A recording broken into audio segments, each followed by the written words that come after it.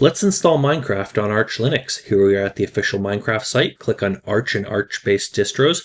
It takes us to the AUR page for Minecraft-Launcher. So this is the officially recommended package. So we're going to go ahead and we're going to use Yay to install Minecraft-Launcher. So just Yay-S Minecraft Launcher. And if you want to see how to install Yay, I did another separate video on that, so you might want to check that one out. So now we have Minecraft Launcher installed.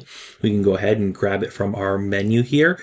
And I'm going to go ahead and just click Add to Favorites. And then I'm also going to drag this thing right down to my bar because I like always being able to have the launcher right there because I use Minecraft a lot. So anyways, I'm going to let this thing run, and we don't need these windows anymore. Let's get these out of the way.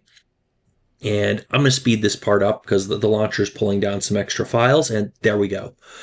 We're going to go ahead and sign in, and I'm going to skip past the part where I type in my username and password and stuff.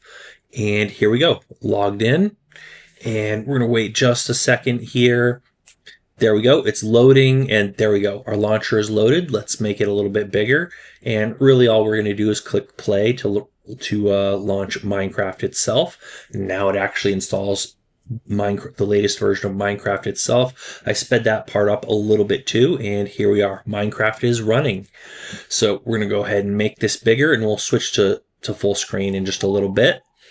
So let's go ahead and try creating a brand new world. Create world.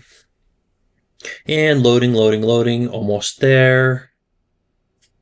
And there we go. Here we are in our world. Let's switch it to full screen. So this is within the Minecraft settings themselves.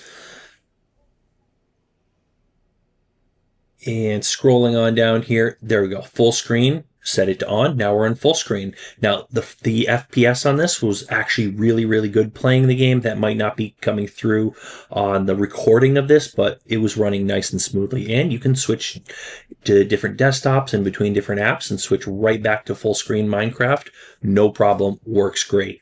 So that's it for this video. Hopefully you found this useful. Might want to give me a thumbs up for this video. Definitely hit that subscribe button because we have a lot of other great tech content that you're not going to want to miss out on. So yeah, hit the subscribe button, hit the bell icon, and that's about it for today. So thanks for watching, and we'll see you guys on that next video.